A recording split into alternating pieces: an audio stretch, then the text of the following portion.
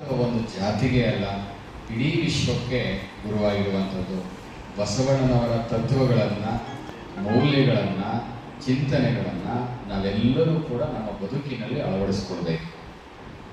ಅವುಗಳನ್ನು ಅನುಷ್ಠಾನಕ್ಕೆ ತರಬೇಕು, ಅವುಗಳನ್ನು ಪಾಲಿಸಬೇಕು.